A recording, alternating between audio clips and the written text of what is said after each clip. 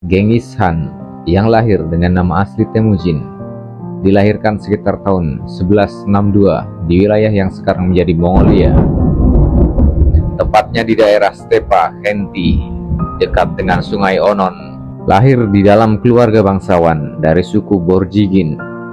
Ia adalah keturunan langsung dari Habul Khan, seorang pemimpin Mongol yang terkenal. Keluarganya berasal dari garis keturunan yang dihormati dalam masyarakat Mongol pada saat itu. Temujin adalah anak kedua dari Yesugei, seorang kepala suku yang memiliki kedudukan cukup tinggi, dan ibunya, Hoelun. Ayahnya, Yesugei, adalah seorang pemimpin suku Mongol yang bergabung dengan koalisi suku-suku lainnya dalam persekutuan yang dikenal sebagai Borjigin, yang memiliki pengaruh yang signifikan pada saat itu. Namun kehidupan Temujin tidak dimulai dengan kemewahan atau kekuasaan. Pada saat ia masih kecil, keluarganya mengalami banyak kesulitan. Pada usia sekitar 9 tahun, Yesugei diserang dan dibunuh oleh suku saingan Tatar. Setelah kematian ayahnya, Temujin dan keluarganya terpaksa hidup dalam pengasingan dan kemiskinan. Mereka ditinggalkan oleh sekutu-sekutu lama mereka, dan banyak orang di sekitar mereka mengabaikan keluarga Temujin.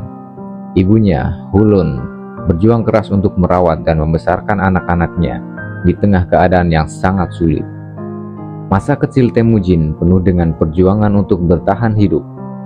Pada usia 10 tahun, ia bersama ibunya dan saudara-saudaranya harus tinggal di padang rumput yang tandus. Seringkali harus menghadapi kelaparan dan ancaman dari suku-suku lain. Di saat-saat ini, Temujin belajar banyak tentang pentingnya kekuatan dan loyalitas.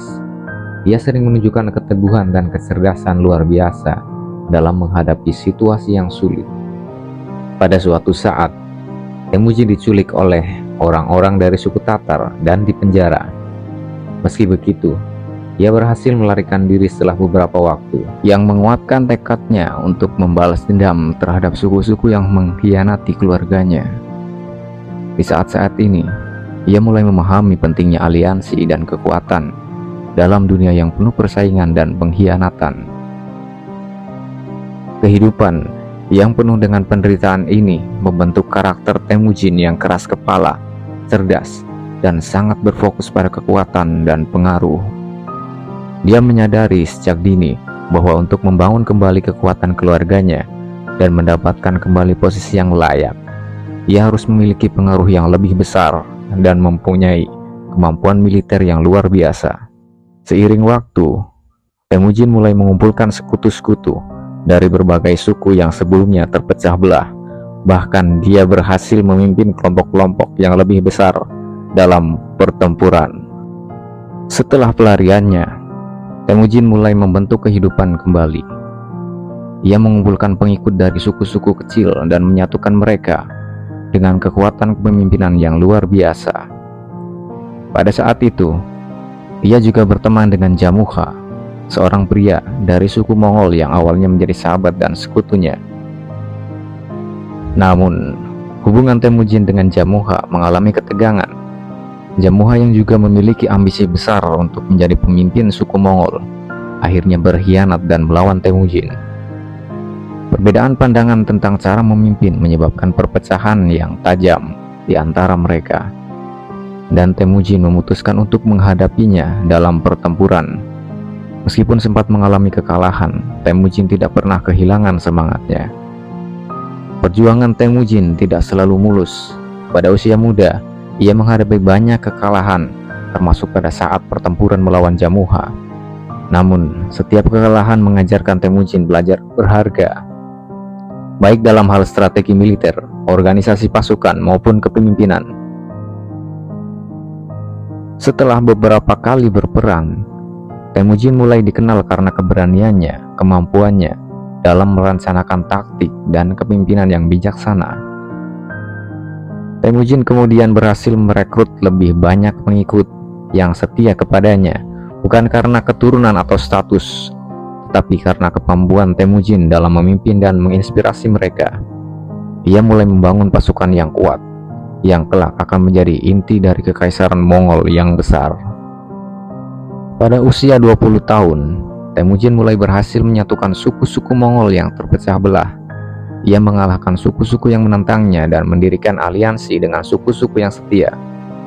Dengan kecerdikan dan kemampuan diplomasi yang luar biasa, ia memperkenalkan sistem pemerintahan yang lebih terorganisir. Temujin menghilangkan sistem kekeluargaan yang sudah ada, menggantikannya dengan sistem yang didasarkan pada kesetiaan pribadi dan kemampuan. Pada tahun 1206, setelah bertahun-tahun berjuang, Temujin akhirnya diakui oleh para pemimpin suku Mongol lainnya sebagai Genghis Khan, yang berarti penguasa sejagat. Ini menandai awal kepada kekaisaran Mongol yang luar biasa. Temujin menunjukkan pentingnya kesetiaan dan keberanian dalam memimpin.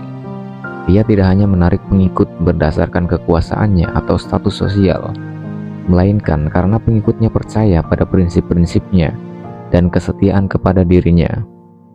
Sebagai contoh, ketika Temujin berhasil mengalahkan musuh-musuhnya, ia menunjukkan belas kasihan kepada tawanan dan memberi mereka kesempatan untuk bergabung dengan pasukannya. Tindakan ini menunjukkan bahwa kepemimpinan Temujin tidak hanya berfokus pada kekuasaan, tetapi juga pada kemampuan untuk menarik orang dan menginspirasi untuk bekerja sama menuju tujuan yang lebih besar. Salah satu aspek paling menginspirasi dari kepemimpinan Genghis Khan adalah kemampuannya untuk mengorganisasi dan memimpin pasukan yang sangat besar dan beragam. Ia mengembangkan sistem militer yang efisien, mengorganisir pasukannya dalam unit-unit kecil yang terstruktur dengan baik. Ia juga memperkenalkan peraturan yang mengutamakan loyalitas, keberanian, dan disiplin. Genghis Khan juga dikenal dalam toleransi beragamanya. Dalam wilayah yang luas yang ia taklukkan, ia memperlakukan berbagai agama dan budaya dengan respek, mengizinkan kebebasan beragama dan memberikan hak yang sama kepada semua orang, tanpa memandang etnis atau latar belakang agama. Ini adalah kebijakan yang sangat progresif pada zaman itu dan menunjukkan sisi humanis dari kepemimpinannya. Kebijakan toleransi dan keadilan yang diterapkan oleh Genghis Khan menunjukkan bahwa seorang pemimpin besar bukan hanya mengandalkan kekuatan atau ketegasan, tetapi juga pengertian terhadap perbedaan dan kemampuan untuk membangun kedamaian dan kerjasama di antara orang-orang yang berbeda. Ini adalah prinsip yang dapat diterapkan dalam kehidupan sehari-hari kita untuk menciptakan lingkungan yang inklusif dan penuh harmoni.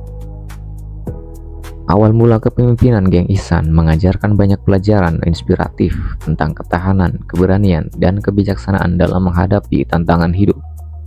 Dari masa kecil yang penuh kesulitan hingga menjadi pemimpin yang menyatukan suku-suku Mongol dan membangun sebuah kekaisaran besar. Perjalanan Temujin menunjukkan bahwa kepemimpinan yang sukses tidak datang dengan mudah. Ini adalah hasil dari kesetiaan, visi yang jelas, kemampuan untuk bangkit dari kegagalan, serta keadilan dan kebijaksanaan dalam memimpin. Visi kepemimpinan Genghis Khan atau Temujin sangat jelas dan terfokus pada pencapaian satu tujuan besar, yaitu menyatukan suku-suku Mongol yang terpecah belah dan membangun sebuah kekaisaran yang luas yang menghubungkan berbagai bangsa dan budaya. Namun, di balik tujuan besar ini ada beberapa elemen utama dalam visinya yang menjadikan kepemimpinannya begitu efektif dan bertahan lama.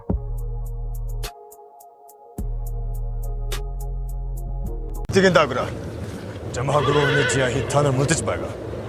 Enwit bi tanar hamar koy haj borno. Bit tanedagama. Temujin, turun sakta. Iti buat kirkuri kaur. Prinsip utama pada kepemimpinan Genghis Khan adalah Mongol sebagai satu bangsa. Temujin ingin melihat seluruh bangsa Mongol bersatu tanpa memandang suku atau keturunan. Ia menekankan bahwa kesetiaan kepada pemimpin dan negara jauh lebih penting daripada kesetiaan pada suku tertentu. Kemudian, penguatan kekuatan kolektif. Temujin percaya bahwa dengan bersatu, orang-orang Mongol dapat mengalahkan musuh yang lebih kuat dan menciptakan sebuah kerajaan yang mampu bertahan dari ancaman luar.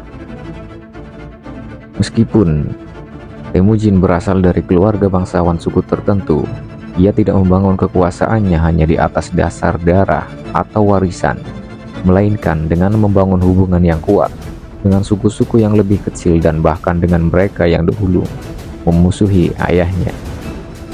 Sisi lain yang lebih besar dari Geng Isan adalah membangun sebuah sistem yang tidak berdasarkan hierarki tradisional atau keturunan, melainkan kepada loyalitas dan kemampuan individu.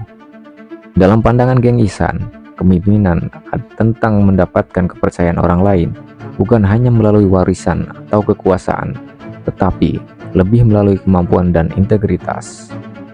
Geng Isan tidak segan-segan memberikan posisi tinggi kepada orang-orang yang memiliki kemampuan, meskipun mereka bukan berasal dari keluarga bangsawan atau tidak memiliki darah biru.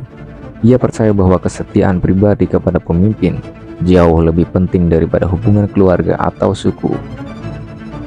Dan orang-orang yang berprestasi dan terbukti loyal dan mampu memimpin pasukan dengan lebih baik atau menyelesaikan tugas-tugas penting diberi penghargaan sesuai dengan kontribusinya, bukan berdasarkan status keluarga atau sosial. Dengan kata lain, visi Geng Isan mencakup juga inovasi dalam struktur militer dan administrasi yang efisien. Ia membangun sistem yang memungkinkan pasukan Mongol bergerak dengan sangat cepat, disiplin, dan terkoordinir dengan baik. Selain itu, ia juga mengembangkan sistem administratif yang mendukung kekaisarannya terus berkembang.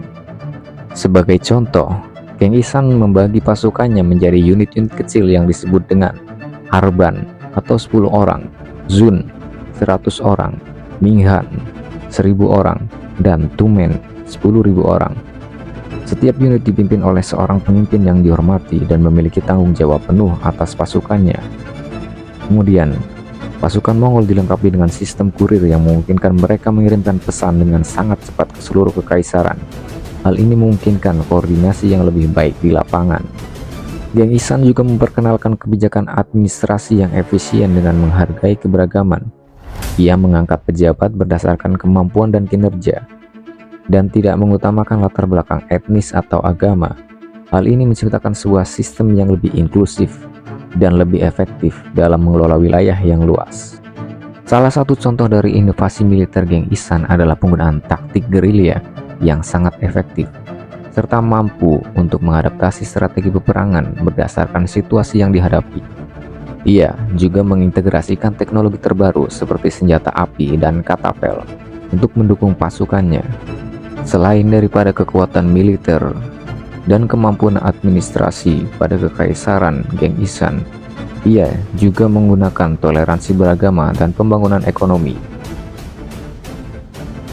Setelah berhasil menaklukkan wilayah yang luas, Geng Isan mengizinkan penduduknya untuk memeluk agama apa saja dan tidak memaksakan satu agama atau kepercayaan tertentu. Ia juga mempromosikan perdagangan yang bebas dan infrastruktur yang baik untuk memastikan kestabilan ekonomi dalam kekaisaran. Dalam toleransi beragama, Geng Isan mengizinkan rakyatnya untuk memeluk agama apapun, apakah itu Buddha, Kristen, Islam, atau Shamanisme. Ia menilai bahwa agama adalah urusan pribadi dan tidak boleh digunakan untuk menekan rakyat. Geng Isan juga mendorong perdagangan bebas dengan membangun jalur perdagangan yang aman melalui jalur sutra, memperkenalkan paspor bagi pedagang, dan menciptakan sistem yang mendukung mobilitas barang di seluruh kekaisarannya. Hal ini tidak hanya meningkatkan kesejahteraan rakyat, tapi juga memperkenalkan pertukaran budaya yang kaya antara timur dan barat. Geng Isan tidak bisa sukses tanpa dukungan dari banyak individu berbakat yang berperan di berbagai aspek dalam pemerintahan dan peperangan. Tokoh-tokoh seperti Subotai, JB, Kubilai Khan, Batuhan, dan Hulun memiliki pengaruh yang sangat besar dalam kesuksesan ekspansi Mongol dan penguatan kepemimpinan Temujin. Masing-masing dari mereka membawa kemampuan khusus baik dalam strategi militer, administrasi, maupun dalam menjaga kesetiaan dan persatuan suku Mongol.